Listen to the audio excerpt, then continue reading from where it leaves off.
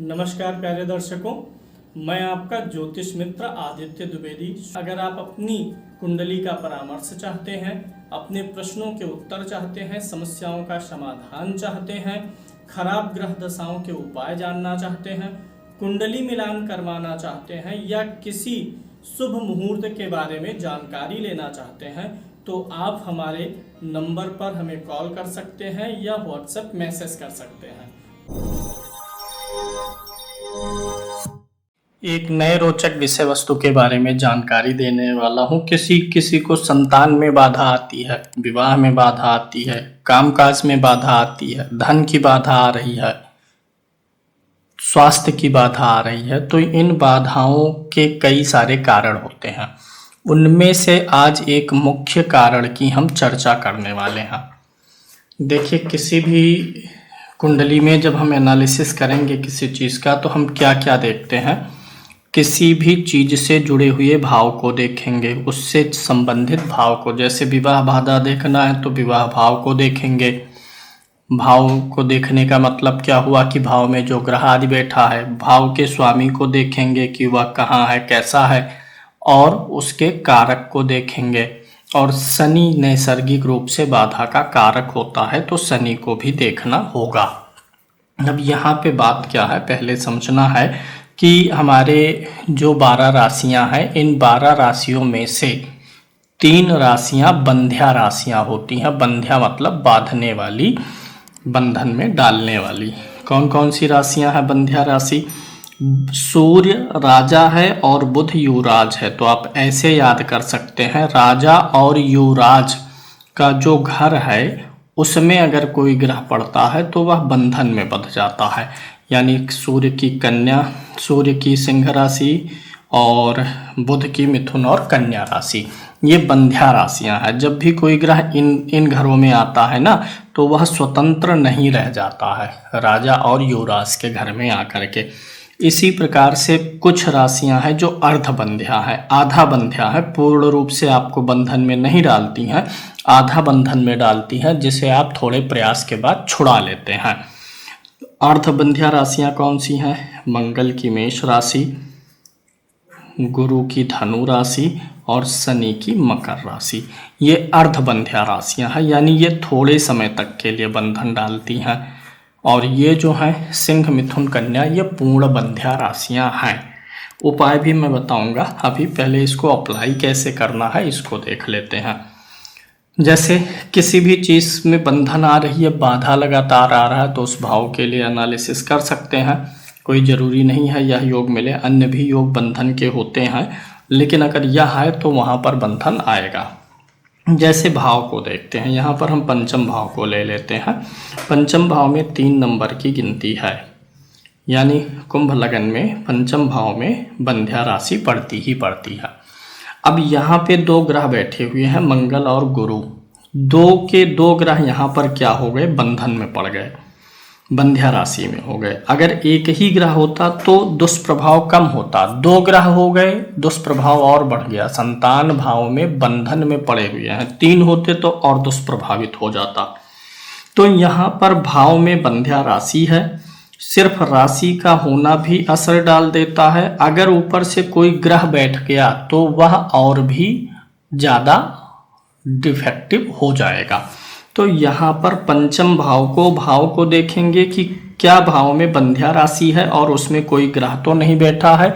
1 ग्रह, 2 ग्रह, 3 ग्रह, जितने अधिक ग्रह होंगे उस भाव का बंधन उतना अधिक हो जाएगा।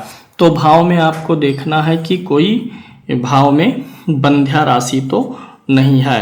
बंध्या राशि है और उसमें ग्रह बैठा है, तो ये चीज़ देख लेना है। दूसरा, भाव के स्वामी को देखते हैं। अब पंचम भाव में 3 नंबर की गिनती है, तो स्वामी कौन हुआ? बुध हुआ।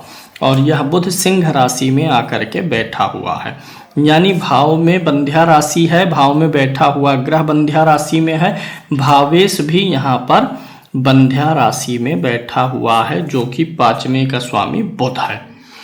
अब हम किस चीज़ के लिए देख रहे हैं? पंचम भाव के लिए। तो पंचम भाव किसका होता है? संतान का। संतान के लिए ही देख रहे हैं। तो संतान का कारक ग्रह कौन सा होता है? गुरु होता है। कारक ग्रह यहाँ पर गुरु है। तो गुरु को देखिए कुंडली में कहाँ पर है? गुरु भी यही बंध्या राशि में है, यानी यहाँ पर भाव में बंध्या राशि ही नहीं है बल्कि भाव में ग्रह भी बैठ गया, यानी बंध्या राशि एक्टिव हो गई। भाव का स्वामी भी बंध्या राशि में है और कारक जो पंचम भाव से विचार कर रहे हैं उसका कारक भी बंध्या राशि में हो गया है।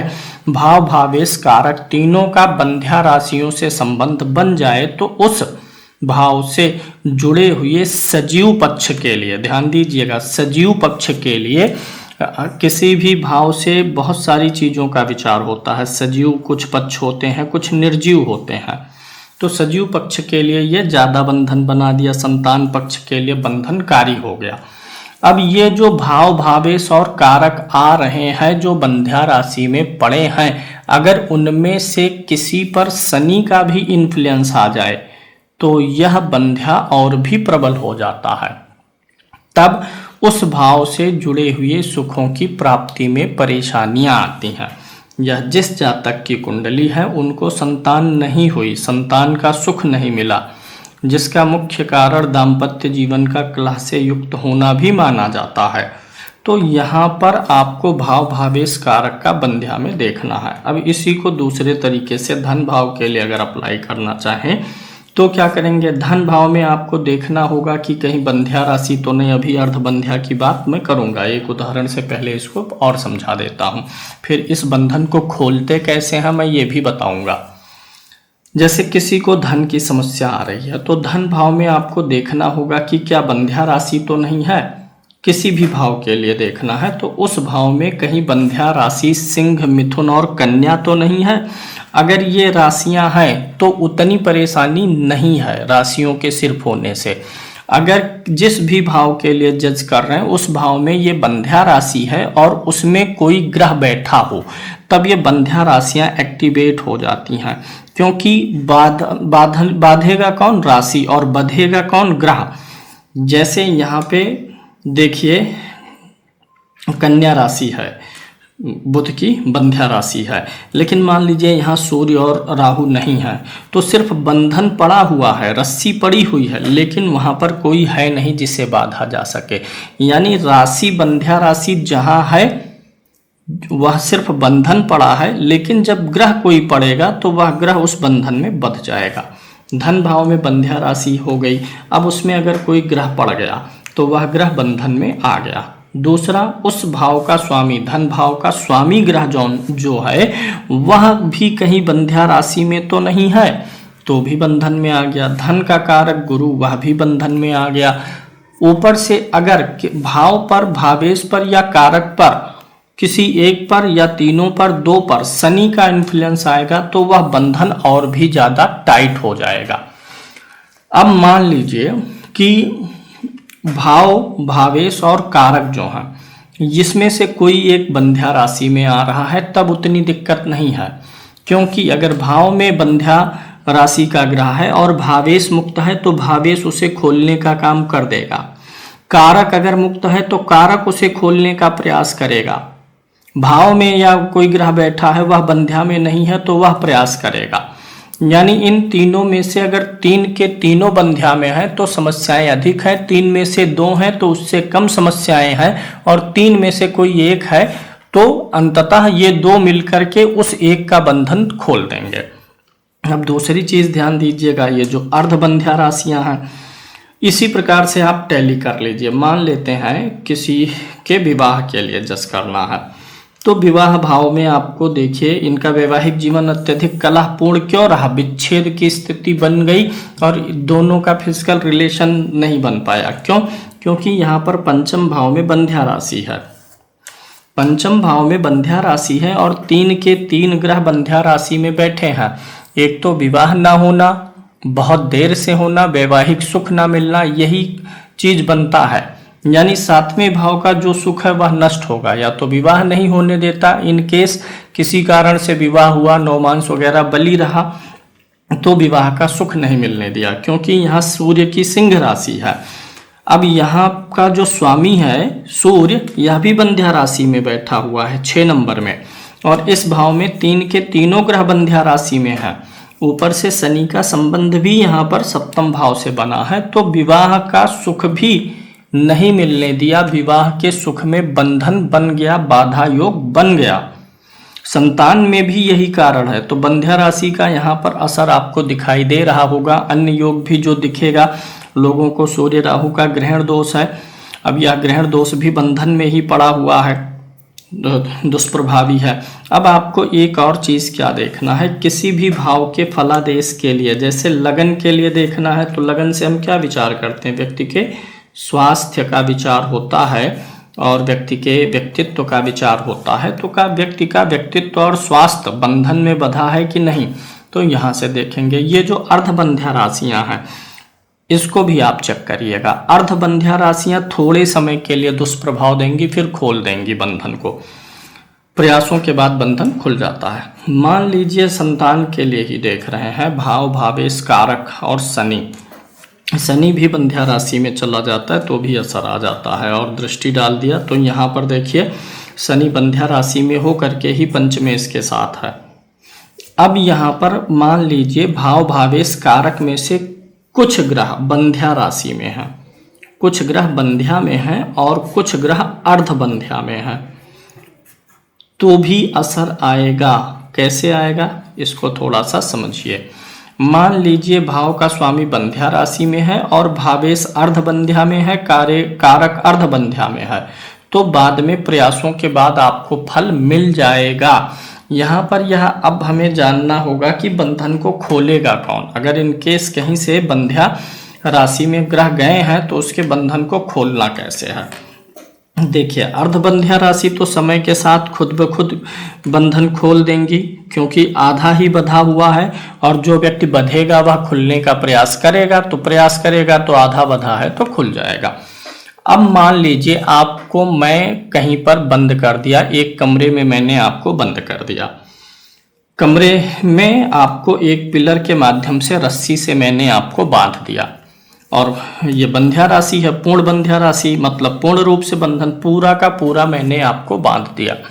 अब बताइए आपको खोल कौन सकता है, आपको खोल कौन सकता है अगर आप बंधन में हैं। पहली चीज, अगर मैं कमरे में हूं तो मैं ही आपको खोलूंगा। दूसरी चीज, आप अपने आप को खोल सकते हैं या कोई आपके साथ हो, लेकिन जब बंध्या राशि है तो आप पूर्ण रूप से बंधे हुए हैं, इसका मतलब ही यही हुआ पूर्ण बंधन है, तो आप खोल नहीं पाएंगे। अर्धबंध्या में तो आप स्वयं को खोल लेंगे, धीरे धीरे प्रयास करेंगे, रस्सी ढीली होती जाएगी, छूट जाएंगे। लेकिन पूर्ण बंध्या में क्या होता है, आपको खोलेगा कौन, आपको वही खोलेगा जिसने आपको बांधा है, क्योंकि वही आपको बांधने वाला आपको बांधा है, वह आपके ऊपर नजर रखेगा, आपके पास में रहेगा या वहां पर उपस्थित होगा। नहीं भी होगा तो कुछ समय बाद बांधने वाला आता है, गोचर में पहुंचेगा उस राशि पर, तो वहां से बांधने वाला ही आपको खोल सकता है। तो अगर बुध की राशि में बैठे हैं, बुध की राशि में अगर है तो बुध महाराज खोलेंगे, और अगर सूर्य की राशि में बंध्या योग बना है तो कौन खोलेगा, सूर्य महाराज खोलेंगे।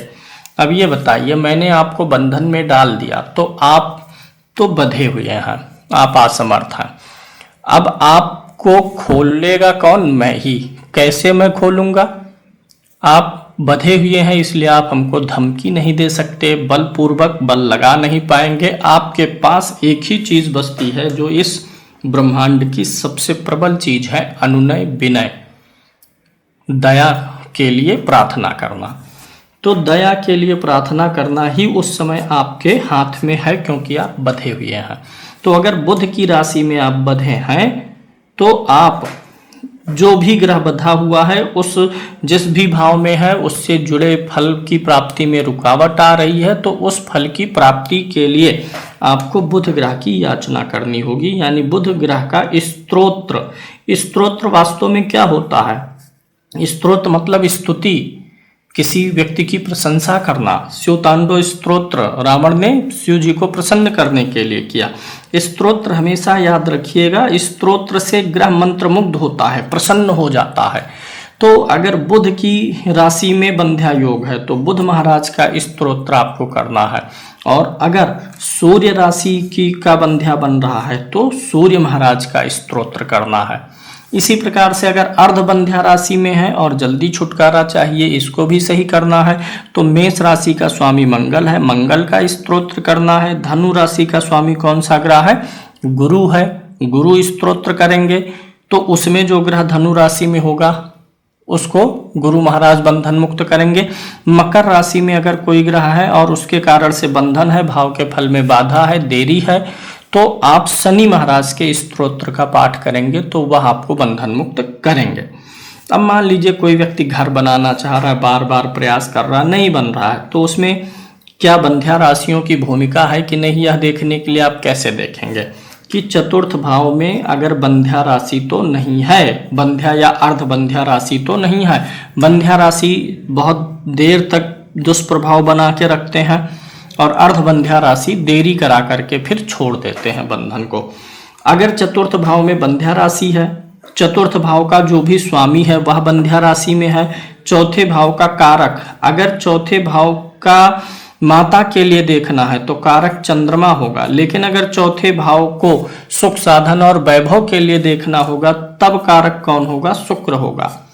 तो भाव में बैठा ग्रह, भावेश और कारक कहीं बंध्या राशि में तो नहीं है, और अगर बंध्या राशि में है, ऊपर से शनि का इन्फ्लुएंस आ गया है, तो समझ जाइए उस भाव से जुड़ा सुख मिलने वाला नहीं है, यानी बहुत परेशान करने वाला है। दो में से कोई एक निकल गया, नहीं है बंध्या में, तो भी परेशानी रहेगी, लेकिन एक संभावना है कि लेट लपेट काम हो जाएगा। दो में से तीन में से सिर्फ एक ही बंध्या में है तो हल्की फुल्की सी देरी होने के बाद काम होना है। अर्धबंध्या में कोई अर्धबंध्या में है, कोई बंध्या में है, तो मिला जुला असर है, देरी से काम होने की संभावना रहेगी। और बंधन से खोलेगा कौन? जिसने आपको बंधन में बाधा है, जिसने आपको बंधन में बाधा। अर्धबंध्या में एक चीज और कर सकते हैं, जैसे मेष राशि है, इसी कुंडली में मेष राशि ले लिए, यहाँ पे शुक्र महाराज आ गए। अब ये शुक्र अर्धबंध्या में है, यानी ये पूरे नहीं बंधे हैं, आधे बंधे हैं, यानी ये थोड़ी देर बाद प्रयास करके खुद छूट जाएंगे। लेकिन अगर ये इनको जल्दी छोड़ना है तो इनका अगर बल बढ़ जाएगा तो ये जल्दी छूट जाएंगे। तो अगर अर्धबंध्या राशि में कोई ग्रह आपका है और वह लगन का मित्र है, 6, 8, 12 में नहीं है, तो उस ग्रह का स्टोन पहनने से भी वह मुक्त हो जाएगा, क्योंकि स्टोन पहनने से ग्रह का बल बढ़ेगा, बल बढ़ेगा तो जो आधा बधा हुआ है उससे जल्दी वो छूट लेगा। अन्यथा उस जिस ग्रह ने बंधन दिया है उसका स्तोत्र करना ही सबसे कारगर उपाय है। तो आप अपनी कुंडली में देखिएगा कि अगर कोई ग्रह बंध्या राशि में है, जिस भाव में है और उसकी दशा आ रही हो, तो अनुभव में अगर उस भाव के फल बिगड़ रहे हों, सिर्फ एक ही ग्रह के बंध्या राशि में होने से काम नहीं चलेगा। भाव, भावेश, कारक और शनि का इन्फ्लुएंस, इन सारी चीज़ों को देखिएगा। इतनी सारी चीज़ें अगर बंध्या या अर्धबंध्या में मिला जुला के आ रही हैं तो भाव के फल में बाधा आ जाती है। तो देखिएगा अगर दशा में ऐसा कुछ हो रहा है तो उस ग्रह के स्तोत्र का पाठ करना शुरू करिएगा। इस प्रकार से आप किसी भी भाव के लिए जान सकते हैं। संतान के लिए बंधन, विवाह के लिए बंधन, धन भाव में बना तो धन के लिए बंधन, दशम में बन गया तो नौकरी और कार्य आदि का बंधन, किसी भी चीज़ के लिए आप इसी प्रकार से, अगर नवम भाव में बन गया तो भाग्य का ही बंधन हो जाएगा। और भाग्य सबसे महत्वपूर्ण है, कर्म के पहले भाग्य का भाव आता है, फिर कर्म के बाद लाभ आता है, लाभ के बाद हम क्या करते हैं? व्यय करते हैं। और इस प्रकार से भाग्य बड़ा ही महत्वपूर्ण है। तो भाग्य का बंधन होगा तो जो भी ग्रह बंधन कर रहा होगा उनके स्तोत्र का पाठ करके आप उसे सही कर सकते हैं।